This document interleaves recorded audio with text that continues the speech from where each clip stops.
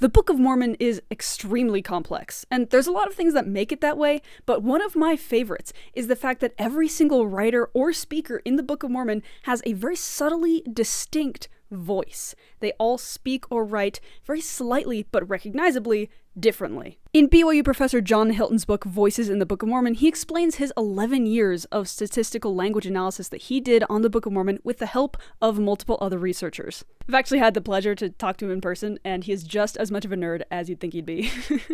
So obviously, there's an entire book about this, but Professor John Hilton does like to point out a few key points. First, the phrase "my soul delighteth" appears across many chapters, but only spoken by Nephi. Another thing is that Nephi and Jacob, the two brothers, use both the words Lord and God, but they use them distinctly differently. Next, in 2 Nephi chapters 9 and 10, it is in the book of 2 Nephi, but it's Nephi actually quoting his own brother Jacob. And in those chapters, it is in fact identifiably Jacob's voice as opposed to Nephi's, which is in the surrounding chapters.